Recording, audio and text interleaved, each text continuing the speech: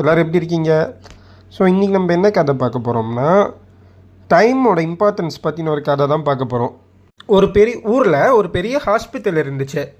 அந்த ஹாஸ்பிட்டலில் வேலை பார்க்குறதுக்காக ஒரு புது டாக்டரை ரெக்ரூட் பண்ணுற இன்டர்வியூ ப்ராசஸ்லாம் போயிட்டு இருந்துச்சு. ஒருத்தவங்களாம் இன்டர்வியூக்கு வந்தாங்க.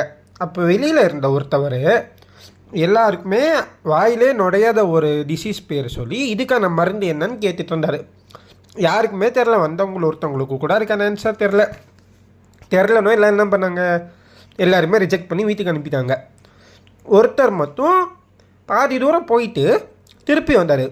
எனக்கு பதில் ஞாபகம் வந்துடுச்சு அப்படின்னு சொல்லிட்டு வெளியில் இருந்த ஒருத்தர் சொல்கிறார், எனக்கு பதில் ஞாபகம் வந்துடுச்சு, எனக்கு உள்ளே போகிறதுக்கு அனுமதி வேணும்ன்ட்டு. சரி, வெளியில் இருந்தவனும் கேட்டு உள்ளே அனுப்புகிறான் வர. அவர் உள்ளே போய் சொல்கிறார், எனக்கு இதுக்கான ஆன்சர் தெரியும்ன்ட்டு. அப்போ அங்கே இன்டர்வியூ எடுத்துகிட்டு இருந்தவர் சொன்னார், உன் பேஷண்ட்டை செத்து 10 நிமிஷம் ஆச்சு, இப்போ பதில் சொல்கிறியன்ட்டு. நமக்கு எல்லாருக்குமே தெரியும் டைம் இஸ் கோல்டுன்னு சொல்லுவோம். எத்தனை நாள் தான் டைம் கோல்டுன்னு சொல்கிறது. டைம் டைமண்ட் மாதிரி, காலம் வைரம் போன்றது. டைமுக்கு அப்புறம் எதுக்கான சொல்யூஷனும் கிடச்சி, அதனால் எந்த யூஸுமே இல்லை. ப்ரோகாஸ்டினேஷன், எல்லா விஷயத்துக்கும் அப்புறம் அப்படின்னு சொல்கிறத முதல்ல நிப்பாட்டணும். நம்ம எது கேட்டாலும் அப்புறம் செய்கிறோம், இது தானே அப்புறமா பார்த்துக்கலாம் அப்படின்னு போகிறோம். அதெல்லாம் கொஞ்சம் நிறுத்திட்டு அந்த அப்புறங்கிறது நிப்பாட்டினோம்னா பாதியை நம்ம கரெக்டாக டயத்துக்கு செய்வோம். அந்த டயத்துக்கு செய்கிற விஷயம் நமக்கு கரெக்டாக செய்வோம்.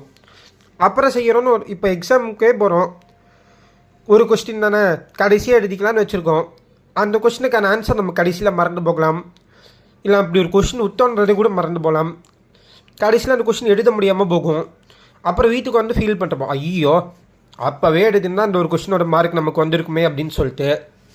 அதே மாதிரி ஸ்போர்ட்ஸில் தோக்குறவங்களுக்கு அந்த ரன்ஸ் வித்தியாசமோ அந்த விக்கெட்டோட வித்தியாசமோ அவங்களுக்கு அந்த இம்பார்ட்டன்ஸ் தெரியும். அந்த மாதிரி டாக்டர் எத்தனையோ பேரோட லைஃப்பை சேவ் பண்ணுற டாக்டருக்கு அந்த ஒரு செகண்ட் இல்லை ஒரு நிமிஷத்தோட வேல்யூ தெரியும்.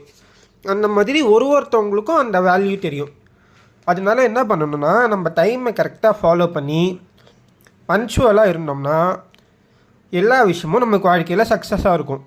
அப்புறம் சொல்கிறத நிறுத்திட்டு டைமை ஃபாலோ பண்ணி எல்லா விஷயத்தையும் டைத்துக்கு செய்வோம். இந்த கதை உங்களுக்கு பிடிச்சிருந்தா லைக் பண்ணுங்கள், ஷேர் பண்ணுங்கள், சப்ஸ்கிரைப் பண்ணுங்கள். தேங்க்யூ, பாய்.